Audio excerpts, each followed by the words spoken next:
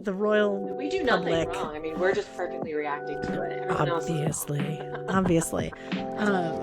That's the point of this podcast, is that we are right and people should listen to us. There's your clip, business boys. There's your show promo clip. Hello and welcome to HR Confessions. I'm Rebecca Taylor. And I'm Kim Rohrer. We're bringing you unfiltered perspectives from the world of HR. Real stories, good advice. And I'm excited to say that we have another guest in the house. Cue clapping. Woo-hoo. We need like an applause button. I know. Today we're joined by... We could do some trumpets, like a da-da-da-da. Yeah, there we go. Perfect. So today we're joined by Claire Schmidt, founder at All Voices, which is an all-in-one employee relations platform. And also probably my second favorite marketing team that I've ever worked with besides my own. So welcome, Claire. Thank you for being here. Thank you. It's great to be here. It's true, for real. Your marketing team is so nice. I They're also enjoy them. Yeah, we love them. They're like fun to vibe with. So I also think one of my favorite parts about having you on the show with us is that you're also another female founder, which is always kind of something that it's hard to find us in this space a little bit. So thank you for being here.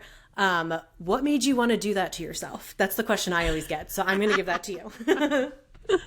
Honestly, great question. I never set out to found a company. Like, that was not my plan. That was not on any of my vision boards. I was like, I'm going to do nonprofit work, social impact work. And I really wanted to be at the intersection of technology and social good. And so I just figured I would do that forever. And I was working as vice president of technology and innovation at 20th Century Fox, and just met someone, my co-founder, who was like, tell me all your great ideas for if you were going to start anything, what would you start? And I was like, yeah, here's my 10 ideas. And one of them was sort of the seed that became All Voices. And he and I just started talking about it and couldn't stop talking about it. And you know that feeling when you go home from your day job and then you're so excited to do your night job and you're not even getting paid, but you're just like, oh my God, this is absorbing all of my mind space and energy and time in a good way. That went on for a while until I was I even helped him look for another co-founder. So I was like, really? I interviewed other people for my job. And then I was like, I can't do this. I have to just start it. It's got to be me. I love this. It's accidental co-founder happens to the best of us. You don't go out searching for it, but it finds you. It finds you. And I was seeing signs everywhere, and I'm not a big sign person, but I was seeing it was almost like billboards being do it. So I really did it. Yeah.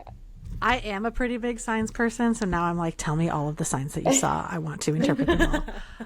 I love that story. I didn't know that. I did not know your origin story, Claire, and thank you for sharing it with us. I love that.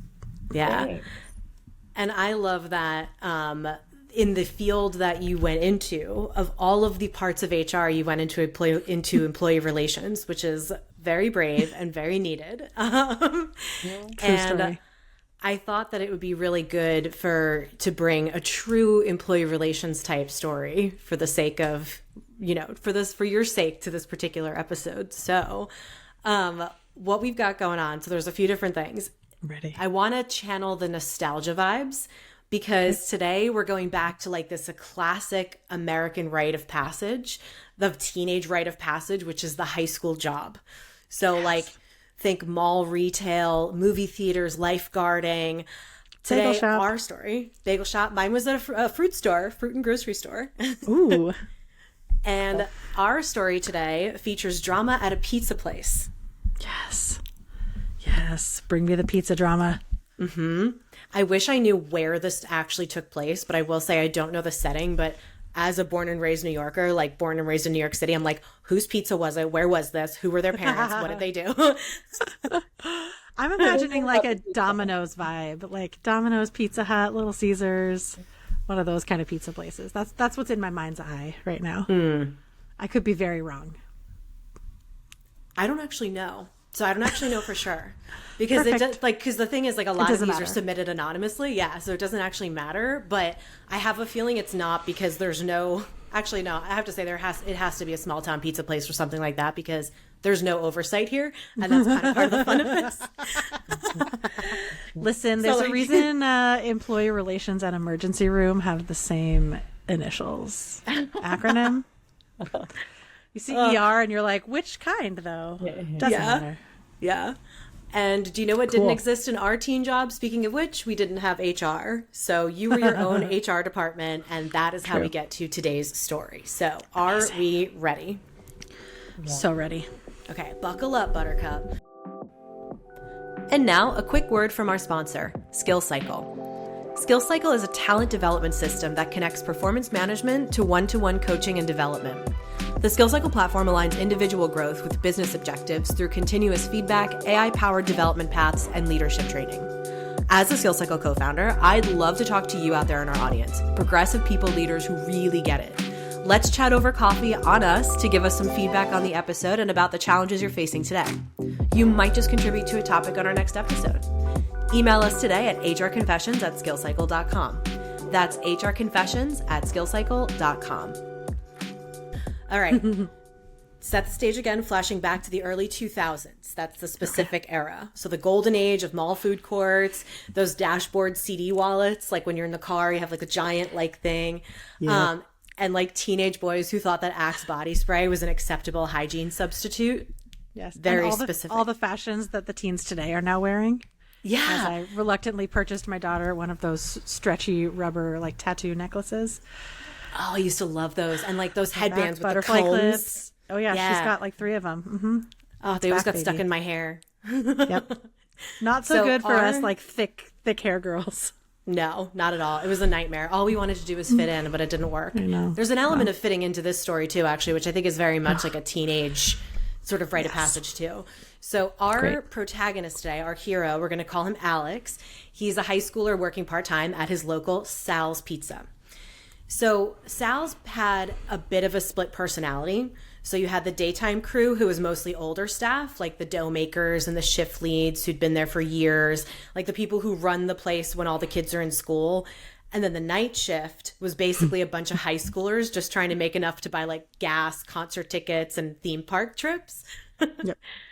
And so there was one major perk that kept Alex and his friends loyal.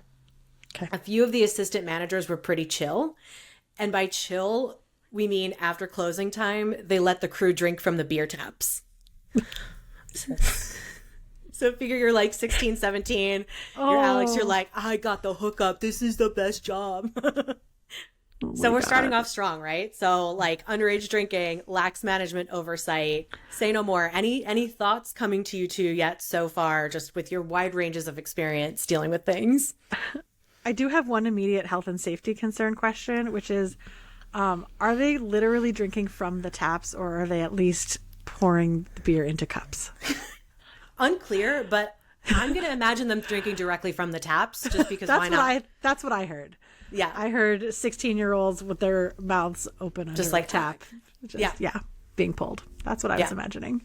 Yeah, Disaster. because I'm guessing they like count cups or something, and that's how they do it, you know. So yeah, that's what I was thinking too. Maybe like, poured in their hands and then slurped out. Like well, they would notice if youth. it was like bottles going missing, so they've got to do it from the draft so that it's less noticeable how much is gone. Mm-hmm. I feel like teens today, they would have their like Stanley cups or something. Like they would come prepared with a cup. They sure would. Stanley cups of illicit beer. There's the title of ep. Stanley cups of illicit beer. Yeah, I would just say like already this sounds pretty ominous. A bunch of unsupervised kids, maybe with one like creepy adult late at night drinking beer. Like it doesn't sound good, but I'll stay open. We'll see what comes next.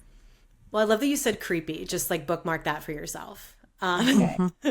That's a given.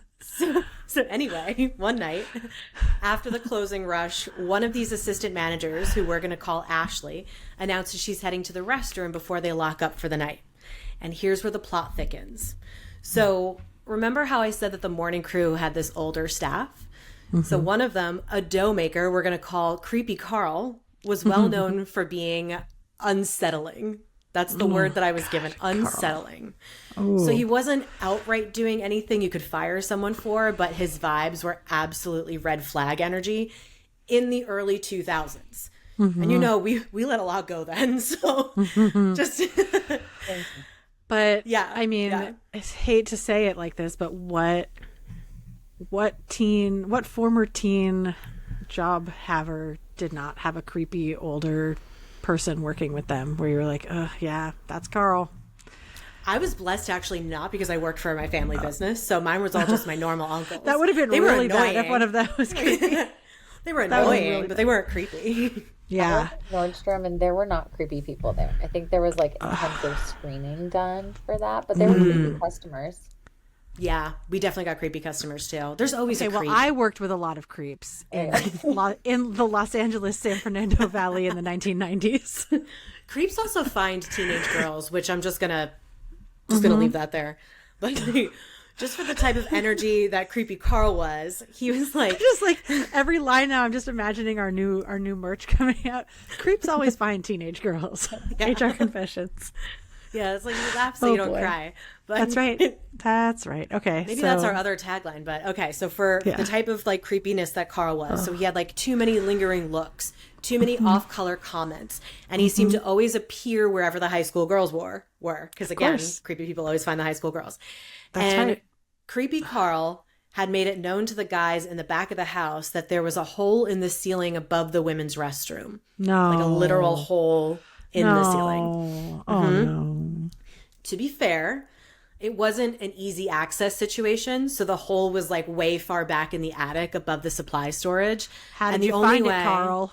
Well, I imagine like just a beacon of light. Like I imagine like a dark attic, and he just sees this like beacon of light, and he's like, I gotta check that out. And he just like goes. But that's my mind's eye. I don't know. And like, it wasn't easy to get to. So like the hole was way far back in the attic above the supply storage. And the only way to even reach it was to crawl across this unstable like ceiling rafters, like a pervy ninja turtle.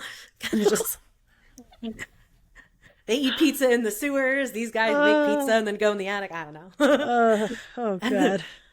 So he just put it out there. He's just, he's like, I'm just letting you know this is a thing that exists. And it sort of becomes like lore. And it's like that thing that's like, oh, did you know? So now we're at the night of the great fall. So we're back to Ashley, the cool, cute assistant manager, Ashley. She goes to the bathroom. Oh, no. She goes, hey, I'm running to the restroom before we finish up.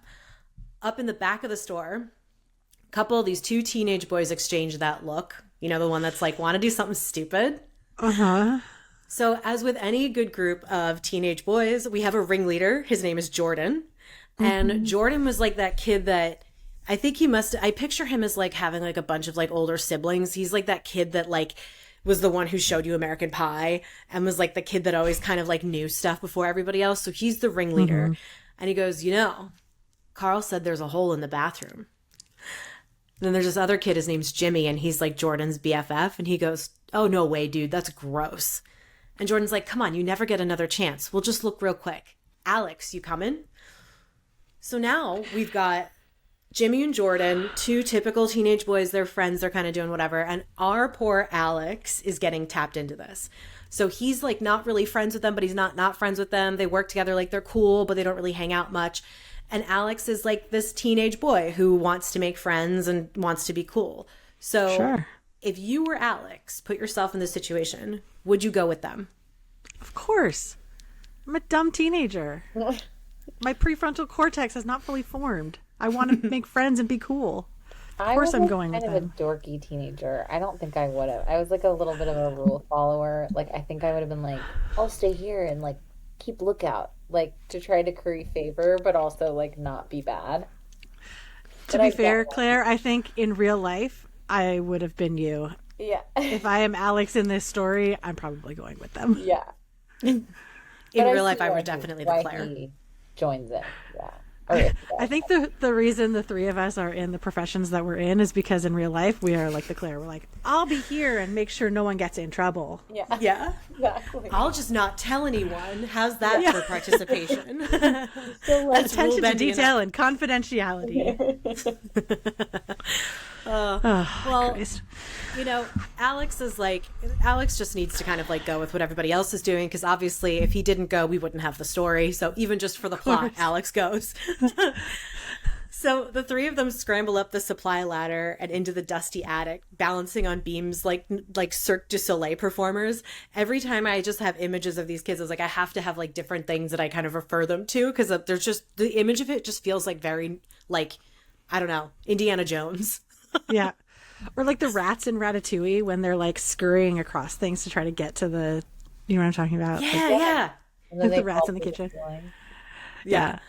Like, imagine if you were, I don't know, I would, did you ever have places that you were kind of, that you would explore that you weren't supposed to? I'm going to sidebar us for a second, because, like, this is also, I think, another thing that sort of feels very, very of the time, is just sort of, like, discovering secrets, because, like, we didn't have social media the same way, so there wasn't, like, a, you know, hey, did you know that this exists? So when you find, like, the attic, even if it doesn't have a hole in the bathroom, but if it's just like, oh, look at this cool space, there's something so, like, cool about it. I don't know. Am I the only one with those memories? I can admit this now, like 30 years later, but in said bagel shop where I got my first corporate work experience, there was the regular walk-in fridge, and then there was the walk-in fridge that had the overflow supply of cookies from the bakery. And nobody was really counting the overflow supply of cookies. Those were just the cookies to replenish the display case when the display case ran out. So you could very easily, during your shift, or not when you were working at all because you knew where they were, just go into that walk-in, grab a couple of very cold cookies and eat them like a little gremlin, and then go back to your work. Yeah. Oh, I love that. I always had, like, my high school had this one stairway behind the stage. I'll never forget it. Behind the stage in the auditorium that went right from the first floor to the third floor. So, like, it just went all the way up. And there was a secret bathroom at the top of it. And that was always, like, secret bathrooms are like, they are they are, like, bartering information. It's just like only certain people knew. Yeah. I feel like I read so many books where kids my age were discovering secret hideout places that I always wanted that to be a thing. But I didn't. I grew up in, like I said, in the San Fernando Valley. There were not a lot of secret places to explore. My husband grew up with literal woods behind his house and could, like, go. I'm like, that is a thing I am jealous of, because, you know, you read these books and it's like, the kids went in the dusty corner and they found, I mean, Narnia, right? Like, who doesn't want to explore secret places? Yeah, oh my God, secret garden. Yeah, my house growing up had these, like, old-fashioned windows where the window, like, slides out and goes into a window well to open. And so I got one of those, like, grabbers one time and started like pinch down in the window well and see if I could pick anything up, and I found an old diary, which is like Claire, like nerdy 9-year-old's dream. That is the coolest thing I've ever heard in my entire life. That is so cool. Way cooler than a secret bathroom. Oh my God, that's so cool. Way cooler than cookies. You win. Claire wins the award. Podcast done. It was pretty great. I have so many questions about what was written in the diary, but we'll save that for an off-air chat. So cool. Oh my God. I'm going to be thinking about this all day. So when I imagine like Jordan, Jimmy, and Alex, like, crawling up in the attic, I imagine that vibe, like that, like, ooh, we've never been up here before. We're, like, doing something illicit, but we're kind of also just, like, exploring and, like, seeing something. And, you know, I think that for a certain part, Alex kind of forgets why they're up there, because they're just so, like, fascinated by just what's there that they forget what they're going there for. Or he does. They're just the Hardy Boys. They're just enjoying themselves on an adventure. Yeah. And so, like, you know, so they're up there, they're kind of making their way through there. So, you know, I think the thing that starts to kind of put my HR hat on is, like, okay, like, they're teenage boys. So it's like, obviously HR applies a little bit differently. But if we were thinking about this as a workplace, like, there's a few things wrong here, right? Like, they're going to go spy on their manager in the bathroom. To name one. Are there other things, like safety issues, like other things that could come up that might cause issues here? We've got some OSHA violations going on for sure. Someone's going to fall down a ladder and file a workers' comp suit, even though they shouldn't have been going on the ladder in the first place. This is what ruined my football career, the time I fell through the ceiling. I mean, this is, like, super dangerous what they're doing. And also, is anyone watching the front now, or is the front just unattended? Well, they're closed. So like They are yeah, closed. there's no and locked up. customers. Yep, they're closed, locked up. They're just like in like the cleaning section. Like they're just cleaning at the end of the night. Yeah, I mean, they could also, who knows what's in the attic, right? They could come across like rat poison or like God knows what chemicals. You or, get tetanus. Yeah, Step on a rusty nail. Yeah. Yeah. Yeah. None of it's great. Attic. Yeah. No. Well, None of this is good. Yeah. Well, they're crawling. They're like army crawling like through this attic now, and the ceiling's kind of like creaking under their weight. It's like wow. And that's my impression of a creaky ceiling. I love it. And Jimmy goes like, he's like, shh, go quieter. He's like, move more softly, like you're gonna get us caught. And Jordan is like obviously a little bit ahead. He's at the front. And he's like grinning. He goes, almost there. Oh my God, I can see it. And he's like sort of over this like hole.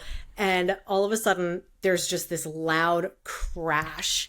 So like, and the rafter just completely gives way. Because like there's three of them basically on the same thing. So the rafter gives way. Jordan disappears straight through the ceiling. So like, I just see this and I'm like, thank goodness teenagers are basically made of rubber. Because I'm like, he's just like, falling face first. An adult would not survive this fall. No, not at all. Oh my God. Where do you think he lands? In the bath- in the women's bathroom, of course. It's worse than that. Oh in the no. toilet? It's in the very stall where Ashley is peeing. That's bad. Oh, Oh my poor God. Ashley. Does he land She doesn't on get paid her? enough to deal with this. He landed on her. Yeah. She's just like there doing her business, and then all of a sudden just like, and then Jordan's just there. And so like, imagine it from her perspective. You're just trying to pee before mopping the restaurant. Suddenly the ceiling explodes, drywall rains down. You're on the toilet, and then your like colleague, I guess, And then your like, employee is on it's you. just in your lap. God. Like, Oh, Oh my God. could you imagine? So Claire, you're Ashley. What would you do? it might take me a second to like gather myself, but You're also probably like 19 for the record, so you don't have to be like super adult and mature about it. Just not to cut you off. So okay, that's good to know. I'm 19, so I'd scream. Then I would pull up my pants. That would be my first priority above anything else. And then I would basically ask, like, what is going on? Where did you come from? How did this happen? Like, what are you doing, you idiot? Excellent portrayal of Ashley. Kim, what would you do? Yes. It's very similar. I would scream. I would shove him off of me, pull up my pants, and be like, yes. Say words that I am not going to say on our podcast, much as I love to curse on our podcast. Yeah. I would be very shocked. You know, like fight, flight, or freeze. I would probably go like freeze and then fight. And then I would try to get us out of that stall as quickly as possible. Yeah. I would do the same exact thing. I would probably resort to violence, but like, as violent as you can be when you don't have Get the anything to like fuck hit off of anyone me. with. Yeah, just like get up, like go. Because it's also like, remember how much more embarrassing everything is when you're a teenager too? It's just like everything is just so much worse. Yes. So Ashley Horrifying. screams. Yeah. Yes. So Ashley screams, Claire, you clocked it. And she's like, what the actual... Like she starts like going, yelling and cursing and doing all the things that I'd love to be able to share here. But obviously this could be a family podcast. This is not a family podcast.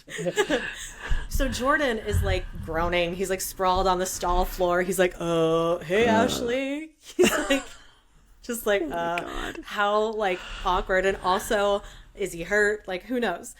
And Ashley's like, hey, what the frick is going on? You just fell through the ceiling into my stall. And Jordan's like, oh yeah, sorry. And she starts kicking him. She's like, get out now. Like, she's like, I imagine her just like not moving, just like staying sort of like frozen. Cause like, you're on the toilet. You're not going to stand up when you've got your colleague, your esteemed colleague in the stall with you at that moment. You're just going to kind of like try to use your limited movement to like go. And that's kind of like how I picture Ashley. She's like, get out. And so Jordan like basically like shoots up, bolts upright, yanks open the door and like storms out, just half covered in dust, leaving like a trail of dust behind him, like I don't know, Yep. some kind of Tinkerbell. Yep. I'm imagining too that Ashley was probably feeling embarrassed, which makes me sad, but like in this situation she should have nothing but righteous anger. But given that she's a 19-year-old girl, I'm guessing she also felt like awkward and embarrassed. And to all the Ashleys of the world, let the boys be the ones who are embarrassed and ashamed. You did nothing wrong. Yeah. Yeah. That's what I mean. Like when you're a teenager, just everything is like so much more embarrassing, and just, you know, and you're trying not to be uncool. You're trying to be like, you know, and this was also, remember, the culture of this place is that the night managers were the cool ones. They let you drink from the beer taps. Like, so it was kind of like, hey, Ashley, like, don't be such She's cool. like, whatever. Yeah. She'll be cool if I fall on her from the ceiling while she's going to the bathroom. Yep. Boy. So Jordan storms out. Now remember, Jordan's not the only issue that she's got here. So Ashley is all of a sudden, she's kind of there. She's like, oh, she looks up. And who does she see? She sees, of course, Jimmy and Alex. They're looking down to see what happened. Yes. And I just picture them like little raccoons, like just sort of like looking like, oh. She goes, who the hell is in the ceiling? What are you doing there? And so like, I just feel, I don't know. I just feel so bad for Ashley. But so then, you know, Jimmy and Alex are still staring at her, and like within minutes, so they're just up there, they're frozen because like, what do you do? So we've already discussed, Ashley, if you were Jimmy and Alex, what do you do? Do you just freeze? Do you try to run away? You've obviously been caught. I would have run away before that. I mean, I don't know why they're staying there. It's like someone falls through a hole in the ceiling, you like back away. You know what I mean? Yeah. Can't do anything. But Claire, teenage boys are dumb. Yeah, I guess I don't know that. I don't know how dumb they are. But I think I would be like, I gotta get out of here. I would get away from the scene. I would hide. This is my job, right? So like, I don't want to get fired. I don't want to get in trouble. This is my assistant manager. Like, I gotta get out of there, and I don't want to see what's going on down there. Mm-hmm. And like, I don't want to get caught doing something I wasn't supposed to do. Yeah. Especially, I could see Jimmy not leaving because I think Jimmy's kind of a dumb follower because he's like Jordan's best friend. And then Alex was sort of the reluctant participant. So I wish that Alex had just been like, whoop, I'm going to back away. Yeah. And then Jimmy and Jordan might have sold him out anyway, or he might have just been covered in dust and it would have been obvious. But at least he could have tried. But that is not what happened. They just stared. They were just staring through the ceiling, just like caught. So within 30 seconds of Jordan storming out covered in dust, the store manager, Bob, is on the scene. So Bob comes running into the bathroom and he's like, are you okay? What happened? So now all Bob has seen is a dusty Jordan, and now he walks in and sees Ashley, and throughout all of this has like managed to make herself decent. Like, so she's like stood up, she's gotten herself situated. So Ashley's okay. She points up to the ceiling and she goes, ask these idiots, and she storms out. Good girl. Yep. Yeah. And so Bob's like our guy in charge. So, you know, he's the adult in the room. But when I think about this, it's like to Ashley, to, you know, to Jordan, Jimmy, and Alex, they're probably like, Bob just feels like so old because he's in charge, but he's probably like 22. Like, I was going to say, he's probably like under 25. Right. So he's like, so Bob just like looks up and he goes, get down now, all of you, like really channeling his like Bob authority. Yeah. And so Jimmy and Alex now, they can't get down through the hole. They have to like army crawl backwards, like through the rafters again, and then shimmy like descend the attic stairs. Yeah. So I just picture like, I picture that you could hear them because remember the ceiling creaks. So I just picture it's like as they're just kind of trying to scoot back. So they finally like, you know, make their way down the stairs, and then they come face to face with Bob and a very, very dusty Jordan. So I picture it as like Bob has like Jordan by the arm and he's like, what does this represent? Like, what did you do, young man? And so like Jordan's like brushing drywall off of his hair. He's just like completely covered in dust still. And he goes, it was just a joke. So Bob's like, you think this is funny? Do you have any idea how much it's going to cost to fix? You're fired. You, and you out. So he fires all three of them immediately and instantly. Yeah. As well he should. So I was just going to say, pause. Is that what should have happened in that moment? Like firing them instantly, like while he's obviously angry, like, because he's showing anger to them, because again, he's probably like 22 years old, like still forming his like prefrontal cortex. I don't think so. I mean, first of all, like, and he's 22, so maybe he doesn't know this, but like, he needs to look at their contract, right? Because they've agreed to something by working there, whether explicitly or implicitly. Like, does that include don't go into any off-limit spaces? Does that include, do you know what I mean? Like, I think there needed to be a bit more thought put into what to do about it, but he should definitely have told them all to leave. I just think firing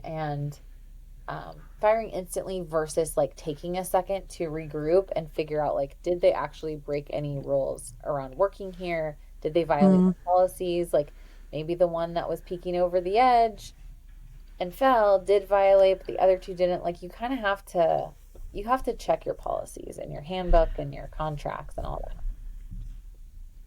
You're so rational.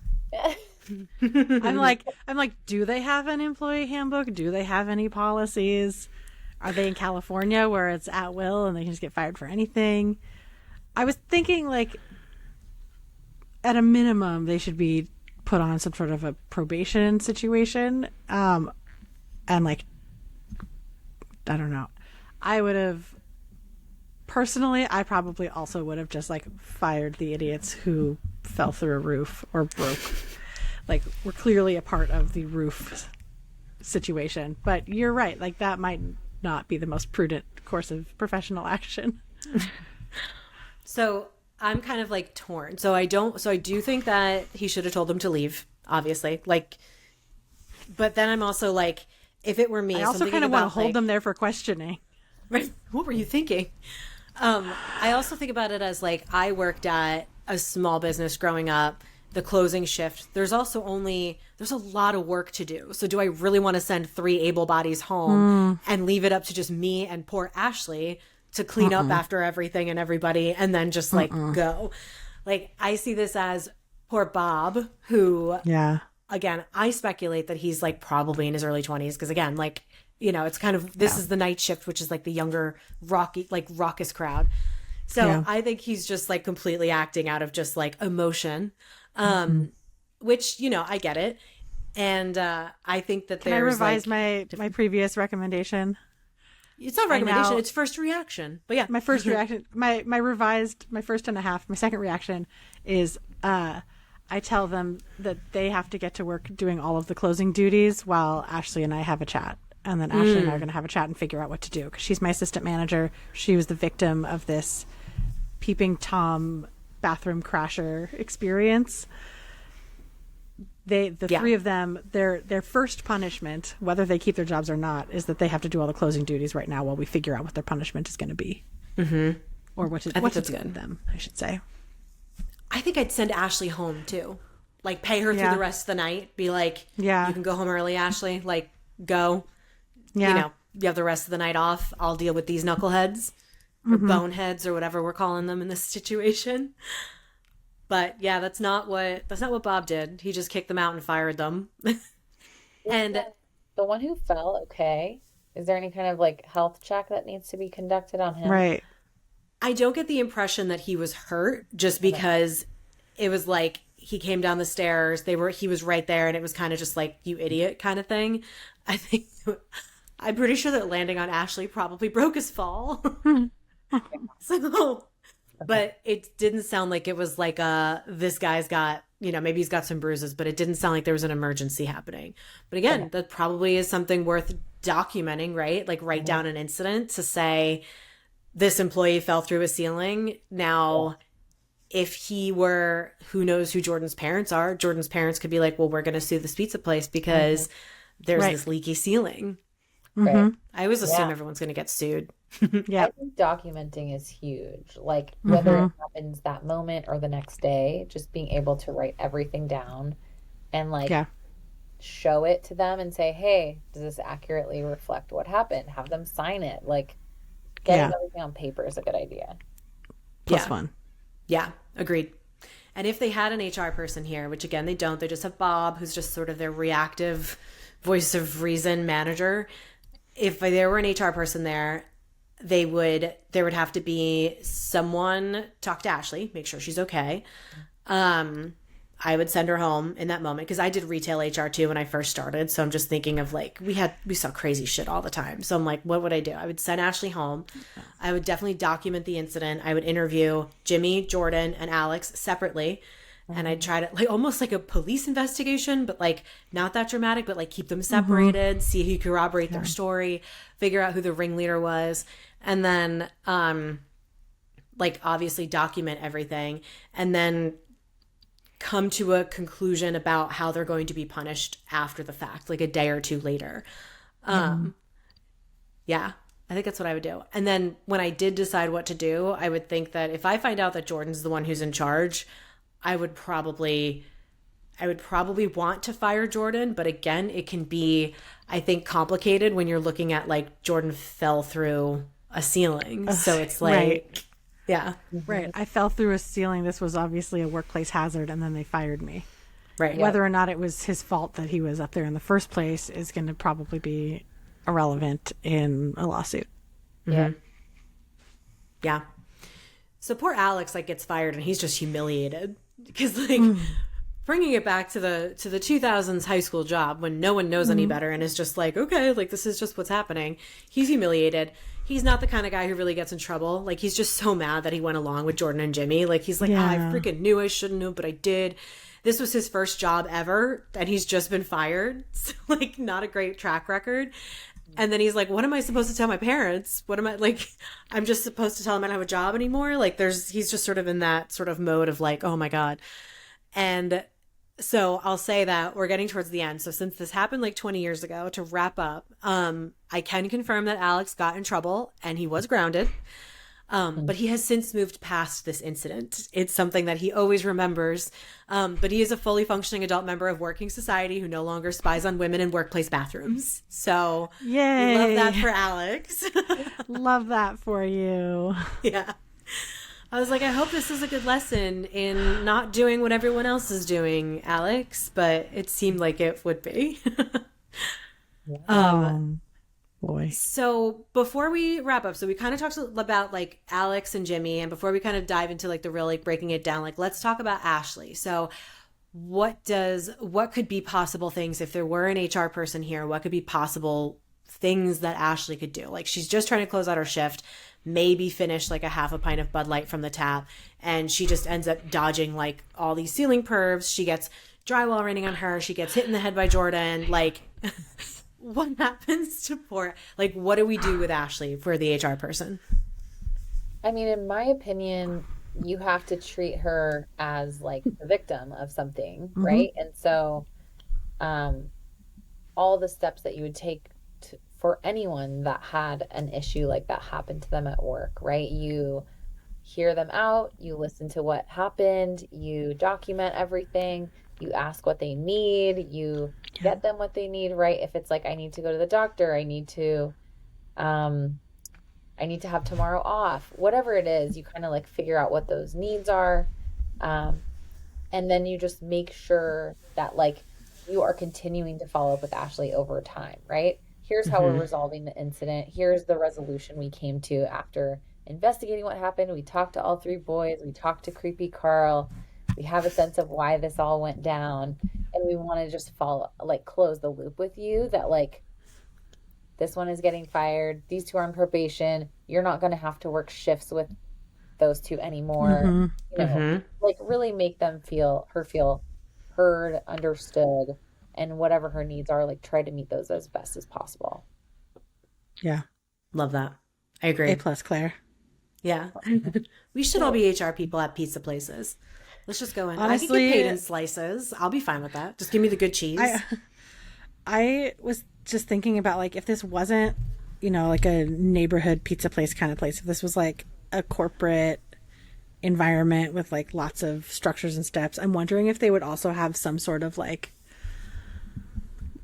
I don't know, like lowercase t trauma counseling for her, like someone she could talk to. Not, I don't want to say like a trauma counselor because that's maybe a little intense for this situation, but like someone she can talk to.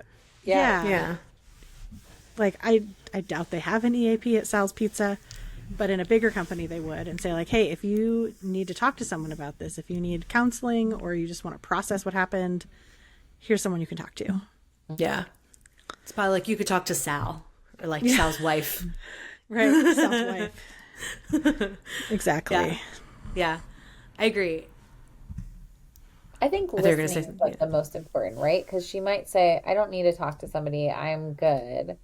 But I don't want to work on the same shift as these people ever again. Right. Or it might be the opposite. And she's like, I don't really care. This didn't bother me. I just want to take tomorrow off to like reset. You know, like, I think sometimes we come in so fast with solutions. And sometimes like listening is the best answer because they'll tell you what they need if you ask the right questions and if they're in an environment that feels safe. And maybe that Sal's Pizza doesn't feel like a safe environment, but you know, maybe there's a way to make it feel safe. Yeah. It doesn't feel like it's a super formal environment. So if anything, it could just be like, I don't know. It's like if I picture it happening where I worked, where like not everyone who worked there was family. Like we had like other people who were like other kids my age who would like work there. And if this happened with one of them, they were all around my age. And if I were Ashley, I would still be like, I don't really know if I want to work with them. I would still kind of be like annoyed. And I would feel a kind of way. Like I'd be like, I don't like I just don't like being around these people. But I wouldn't necessarily need like much more than that. I would just kind of be like, just make sure I don't have to see them. Or if I do, I don't leave me alone with them. Mm-hmm. Right. And I'm glad she wasn't there alone. It sounds like Bob was also there. Yeah. So she wasn't alone, with the crew anyway. But like, I'd also like want to know what the process is going to be for getting that roof fixed. Yeah. Yeah. And that's what goes into the breaking it down section of this, where I have specific questions that are like, okay, let's do some like follow-ups of looking at the story a little bit more objectively. So like, yes. So what are some of the other implications here? Like we kind of went into it, like where are their lawsuit potentials? Like where, what are some other risks here that you'd need to clock outside of, if there are risks outside of just the immediate interaction of the employees? Mm-hmm. Did the drywall get into any food? Are there any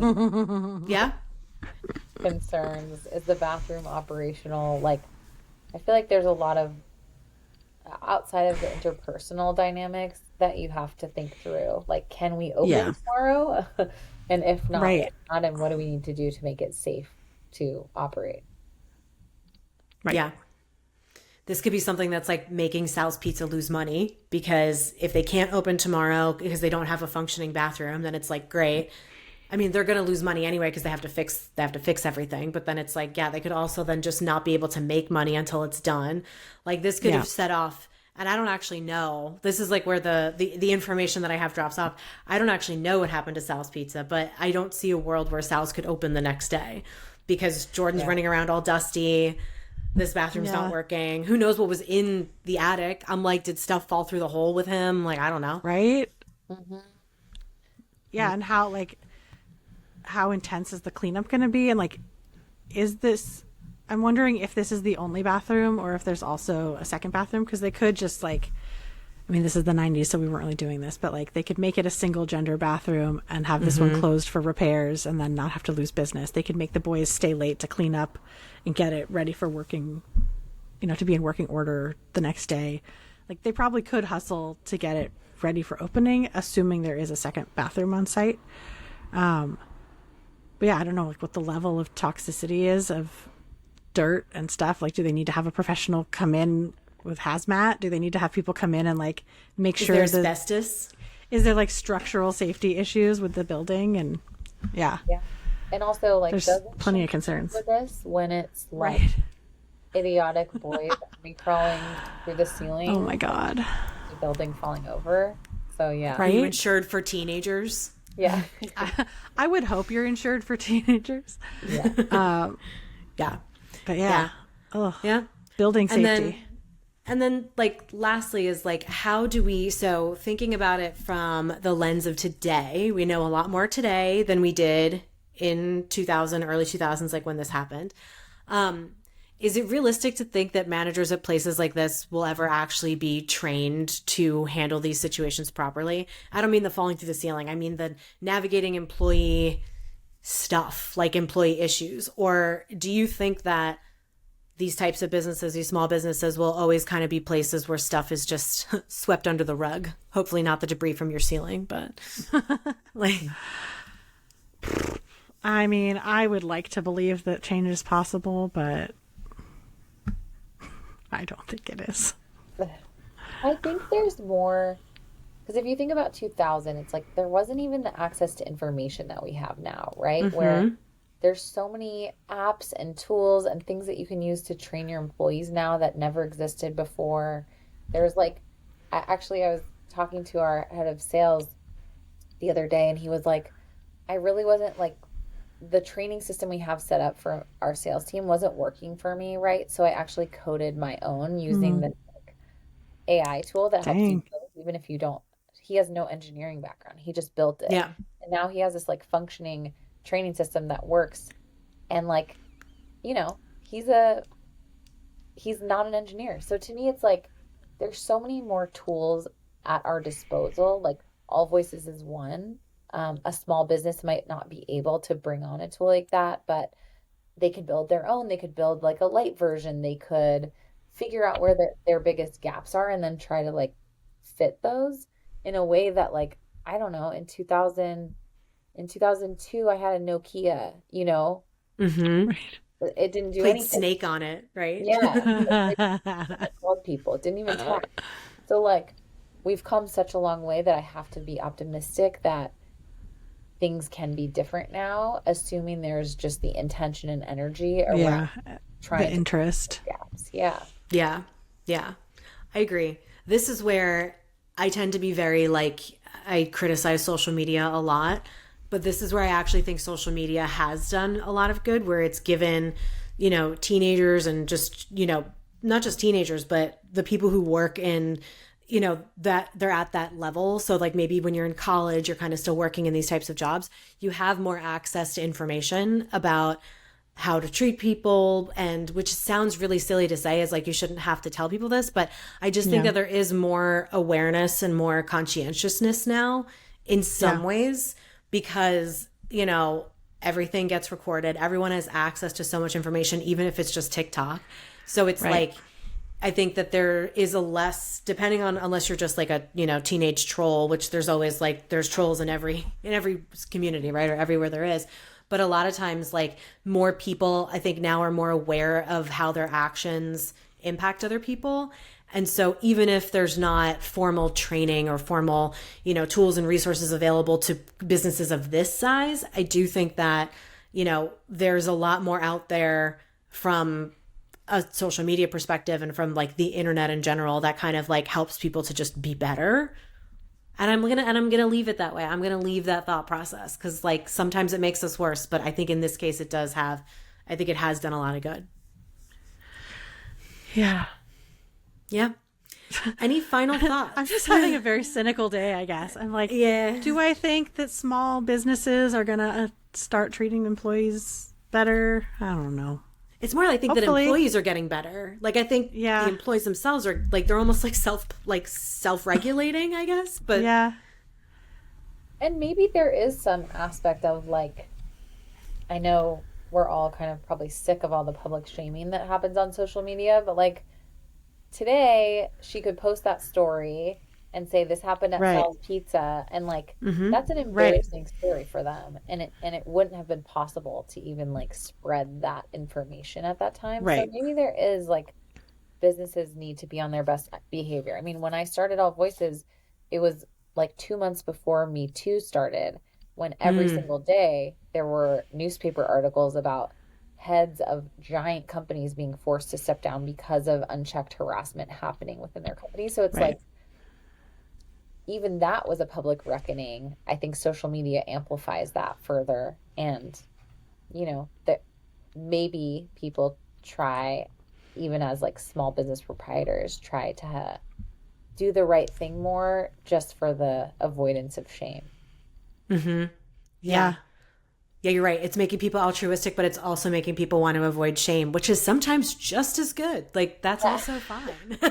True. It works. Yeah. It works.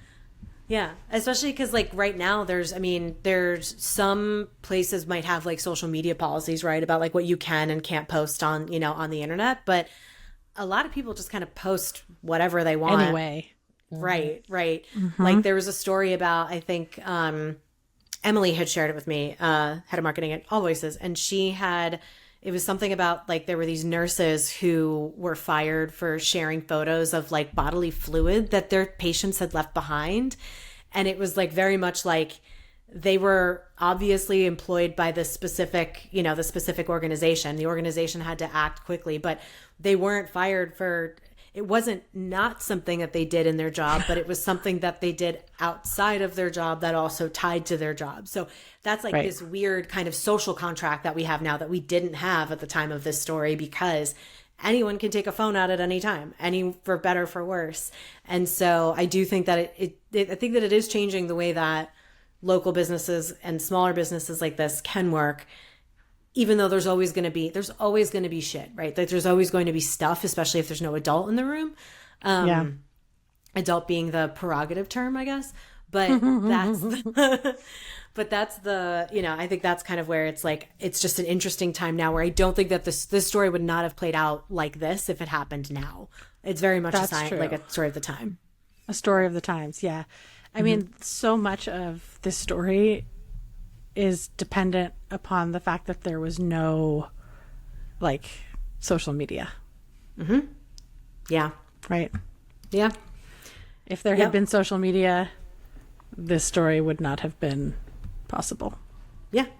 Social media does, like, keep some people in check. I mean, we see a lot of, like, situations where we talk to managers and, employees who are going through coaching and learning, and they're just like, I'm trying to figure out how to give feedback to my employees without offending anybody or without making anybody mad. And I'm like, you can give constructive feedback without like offending people. Those two things don't have to happen. Like, you don't have to be a jerk about it, but you also can't be afraid to tell someone that they're not performing or that you need more from them. And there is sort of this, like, world where managers are trying to figure it out. We see it so much. It's part of where they lean into coaching a lot, and just sort of, it's why they come to Skill Cycle in a lot of ways.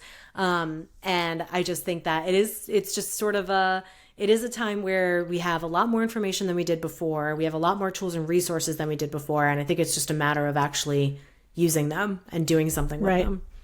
Yeah. Well, thank you, Claire, for being here. This was so fun. I love telling these stories, and thank you for rolling with this. We're kind of slowly becoming the most unhinged HR podcast on the internet. It's so fun. So fun to be here. I loved it, honestly. And what a great story. I mean, I love when we're able to bring unsuspecting people into this madness. Yeah. Thank you for being game, Claire. Thank you. Yes. And thank you, everybody, for listening. So if you have a story of your own that makes you question everything you know about workplace boundaries, or like the logic of your coworkers, definitely send it our way. There's a link in the show notes. You can email us at hrconfessions@skillcycle.com. You can DM me on LinkedIn. You can send us anonymous voice notes. I get these stories in so many different formats. So literally anything is fair game. If you have my phone number, if you know me and you want to just call me and tell me, please do. Because just don't tell your stories to me, because I like to be surprised. Yeah, Kim has to be surprised. So, like, I have to be the vault. Rebecca is the keeper of secrets. Until I put them all on air and then put them on the internet. But that's right. But thank you, everybody, for listening. Thank you, Claire, for being here. Check out All Voices if you haven't already after this podcast. And have a good day, everybody. Bye.